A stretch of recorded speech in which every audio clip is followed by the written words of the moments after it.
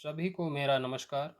मैं विनय कुमार मिश्र आप सभी का आज की इस क्लास में स्वागत करता हूं। और आज मैं आपके लिए लेकर आया हूं डीएलएड चतुर्थ सेमेस्टर की इकाई दिए गए अनुच्छेदों का शीर्षक लिखना।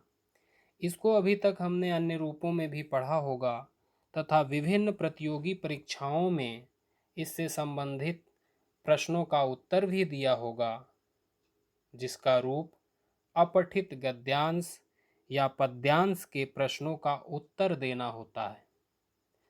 और यह हमारे प्राथमिक कक्षाओं के बच्चों में भाषा की समृद्धि को बनाने के लिए, लेखन की समृद्धि को विकसित करने के लिए, पठन के बोध का विकास करने के लिए अनुच्छेद लेखन अति आवश्यक होता है।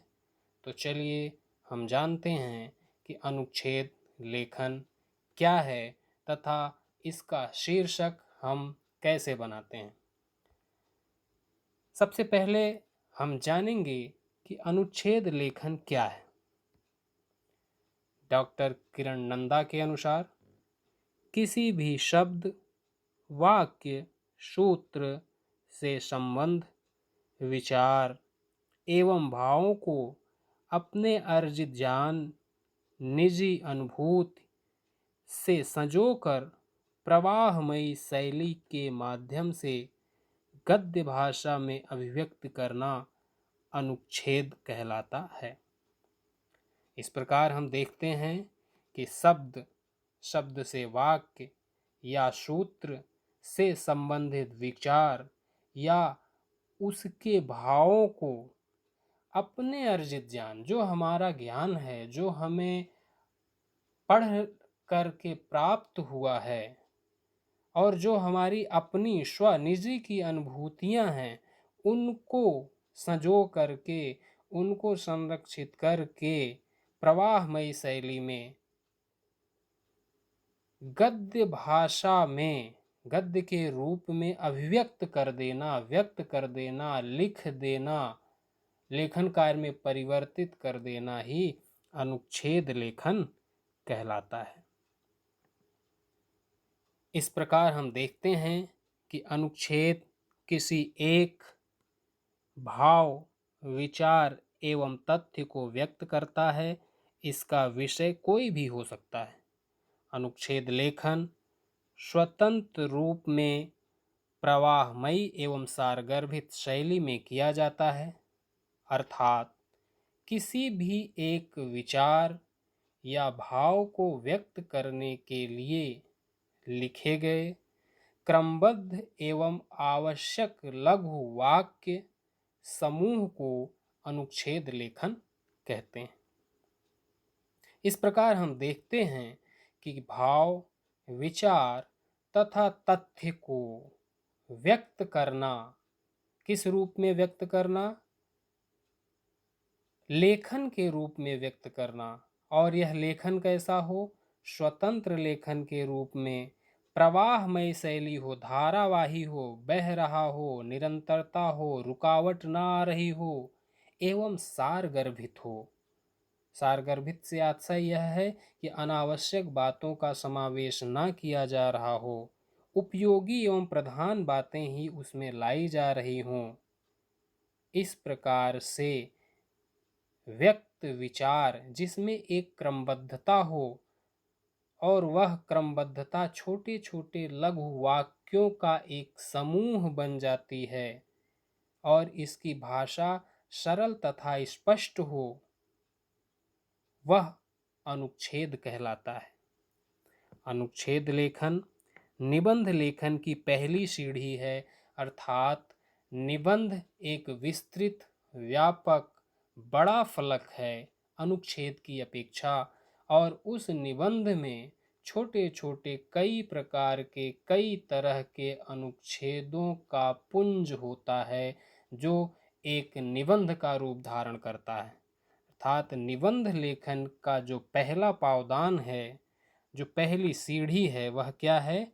अनुच्छेद लेखन है। आगे हम देखेंगे कि अनुच्छेद लेखन की आवश्यकता एवं उद्देश्य क्या है। हम अनुच्छेद का लेखन क्यों करते हैं, उससे हमें क्या लाभ होगा, उससे बच्चों को कौन सा लाभ होगा, उससे वो भाषा में किस प्रकार की समझ को विकसित कर पाएंगे।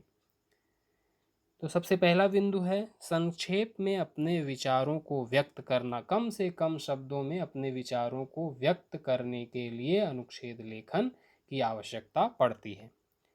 लेखन संबंधी अशुद्धियों में सुधार के लिए, जब हम लिख रहे होते हैं तो हमारे लेखन में जो कई प्रकार की अशुद्धियाँ पाई जाती हैं, यदि हम बार बार अनुच्छेद का लेखन करते हैं, वाक्यों का लेखन करते हैं और उनका अध्ययन करते हैं, उनको पढ़ते हैं, तो उन अशुद्धियों में सुधार लाया जा सकता है इस लेखन के माध्यम से। निबंध लेखन के पूर्वाभ्यास के लिए, जब हमको किसी विषय पर निबंध का लेखन करना होता है तो हम अनुच्छेद लेखन के माध्यम से उस विस्तृत फलक की जो अभी चर्चा हुई का लेखन करने से पूर्व छोटे छोटे अनुच्छेदों के द्वारा एक बेहतर अभ्यास कर सकते हैं। लेखन की समझ को विकसित करने के लिए अनुच्छेद लेखन आवश्यक होता है तथा स्वतंत्र लेखन के अभ्यास हेतु ही अनुच्छेद का लेखन अत्यंत उपयोगी होता है। अब हम देखेंगे कि अनुच्छेद लेखन में किस प्रकार की बातों का ध्यान रखना चाहिए तथा अनुच्छेद लेखन बच्चों में कैसे विकसित करना चाहिए। हम उनके अंदर इस प्रकार की कुशलता को किस प्रकार से विकसित कर सकते हैं, किस प्रकार से उनको हम सक्षम बना सकते हैं, कुछ उदाहरण के तौर पर यहाँ प्रस्तुत किया जा रहा है। जिसमें पहला बिंदु है परिचित वस्तुओं पर लेखन करा के। बच्चे, छोटे छोटे बच्चे, प्राथमिक कक्षाओं के बच्चे, उच्च प्राथमिक कक्षाओं के बच्चे बहुत सारी विभिन्न प्रकार की खेल सामग्रियों से, खाद्य सामग्रियों से, घर के रसोई घर से, सोने से, पशु पक्षियों से, पेड़ पौधों से, प्राकृतिक वातावरण से, पास पड़ोस से इत्यादि प्रकार की वस्तुओं, व्यक्तियों, संबंधों से परिचित होते हैं। उन परिचित वस्तुओं, व्यक्तियों, संबंधियों का लाभ उठा करके उनको लेखन कार्य के तरफ अग्रेसित किया जा सकता है। चित्र अथवा शीर्षक के आधार पे चित्र बच्चों को बड़े प्रिय लगते हैं, अतः उनको हम चित्रों के माध्यम से उन चित्रों में कुछ न कुछ दृश्य ढूंढने के लिए प्रेरित करके उनको हम लेखन की तरफ विकसित कर सकते हैं, जैसा कि एक चित्र आप यहाँ पर देख रहे हैं। अब ऐसे ही तमाम प्रकार के चित्रों को प्रस्तुत करके इस पर लेखन कराया जा सकता है कि यह चित्र कैसा है, इस चित्र में क्या क्या दिखता है, यह कौन है, यह क्या करने जा रहा है। ऐसा 8 से 10 वाक्यों का एक अनुच्छेद तैयार कराया जा सकता है। शीर्षक में कुछ अभी चर्चा ऊपर भी हुई, उनको एक निर्धारित शीर्षक दे करके उनसे लेखन कार्य कराया जा सकता है, जैसे मेरे खेल, मेरा परिवार, मेरा मित्र इत्यादि शीर्षक हो सकता है। स्वचिंतन द्वारा उनको अपने आप से सोचने के लिए कहकर हम अनुच्छेद लेखन का कार्य करा सकते हैं। वह सोचें और उसका लेखन कार्य करें। पहेली के माध्यम से बच्चों को कहानियाँ, पहेलियाँ इत्यादि बड़ी प्रिय लगती हैं, खेल में उनकी बड़ी रुचि होती है, तो इन सब का सहारा ले करके हम उनको लेखन की तरफ प्रेरित कर सकते हैं, अनुच्छेद का लेखन करा सकते हैं। जैसे यहाँ एक पहेली दी गई है, जो करता है वायु शुद्ध, फल देकर जो पेट भरे, मानव बना है उसका दुश्मन, फिर भी वह उपकार करे, फिर भी वह उपकार करे। तो इसमें किसके बारे में कहा गया है, वह कौन सा ऐसा जीव है, कौन सा ऐसी वनस्पति है, कौन सी ऐसी वस्तु है जो इस प्रकार के कार्य में संलग्न रहती है, उस पर अब बच्चे लेखन कार्य कर सकते हैं। यहाँ पर यह पेड़ है, वृक्ष है।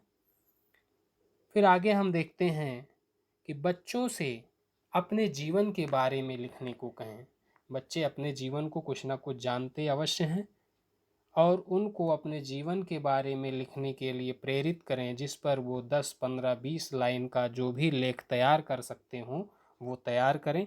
जैसे मेरा जन्म 8 दिसंबर 2001 ईस्वी को हुआ था, मैं खाने में यह पसंद करता हूँ, इत्यादि प्रकार के वाक्यों को तैयार किया जा सकता है।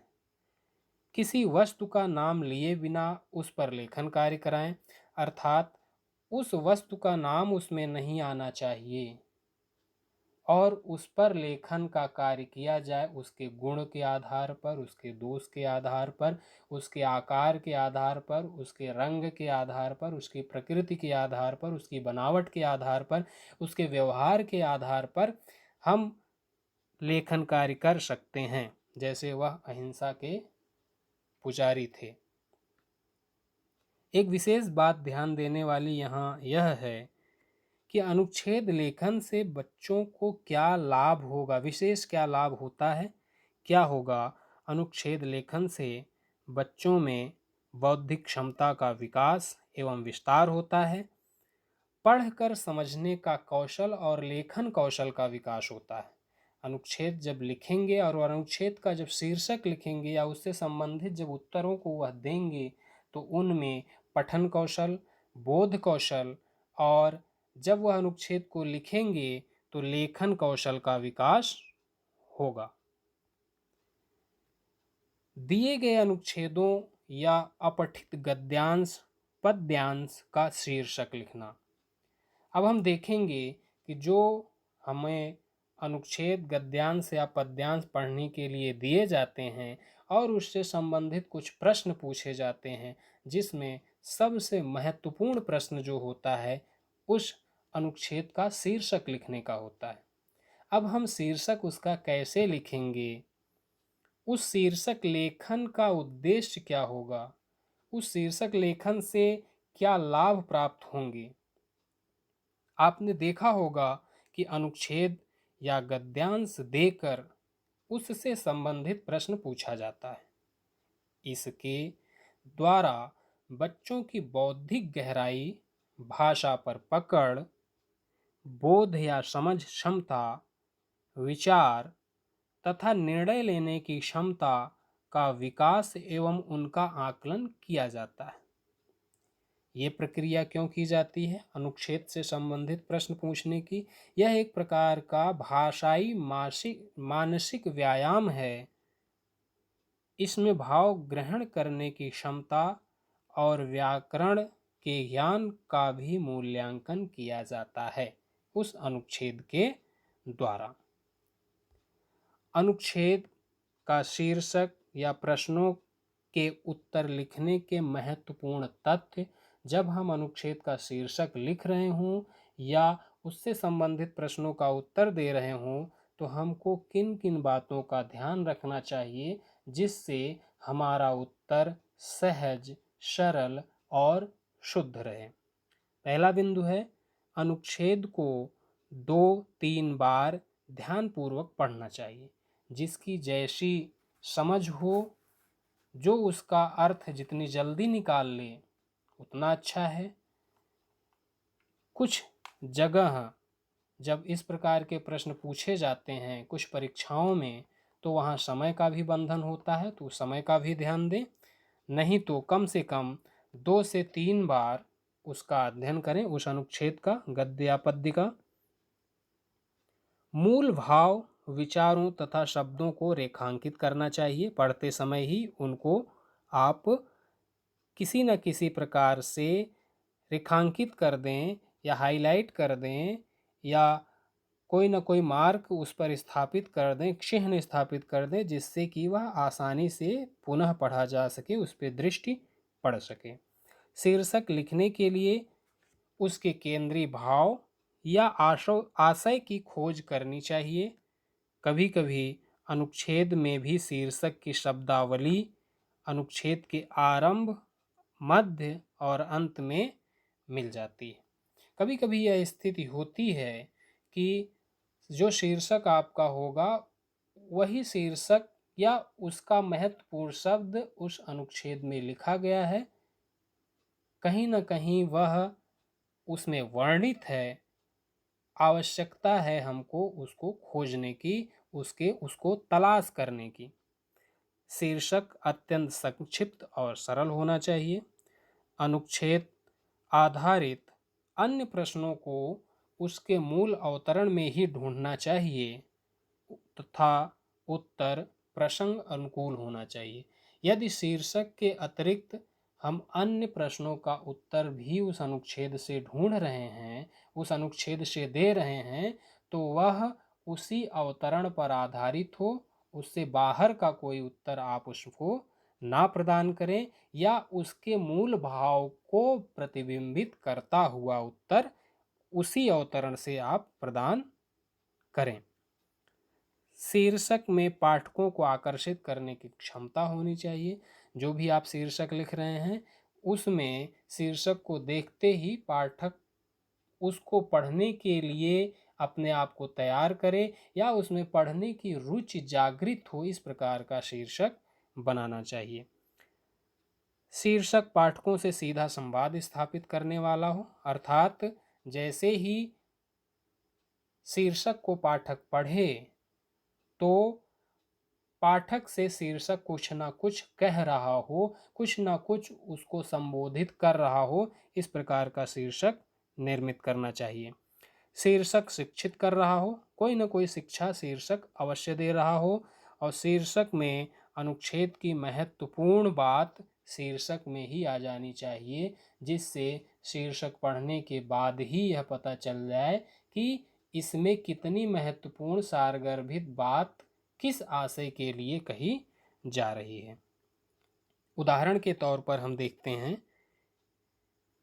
जिंदगी को ठीक से जीना हमेशा ही जोखिम खेलना है और जो आदमी सकुशल जीने के लिए जोखिम की हर जगह पर एक घेरा डालता है, वह अंततः अपने ही घेरे के बीच कैद हो जाता है और जिंदगी का कोई मज़ा उसे नहीं मिल पाता, क्योंकि जोखिम से बचने की कोशिश में असल में उसने जिंदगी को ही आने से रोक रखा है।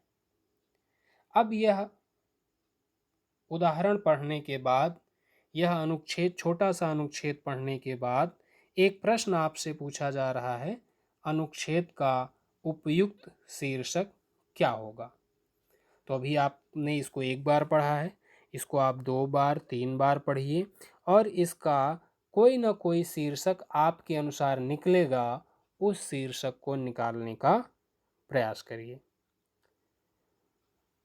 फिर जब आपका शीर्षक निकल जाए तब आप इसके आगे बढ़िए और इसका जो शीर्षक, उपयुक्त शीर्षक प्रदान किया जा रहा है उसको देखिए और मिलान कीजिए कि आपका शीर्षक और यहाँ दिए गए शीर्षक में कितनी समानता, कितनी भिन्नता है, आपने कैसा चिंतन किया और इस शीर्षक के नज़दीक कितना पहुँच पाए या इस शीर्षक को कितना पकड़ पाए और किस प्रकार से आप इसके उपयुक्त शीर्षक को ढूंढ सकते हैं। तो इसका जो उपयुक्त शीर्षक है वह है हिम्मत और जिंदगी। इसी के साथ इस क्लास को समाप्त करने का समय आ चुका है और अंत में मैं आप सबसे यह कहना चाहूँगा कि यदि आपको वीडियो पसंद आया हो तो लाइक, शेयर और सब्सक्राइब अवश्य करें। धन्यवाद।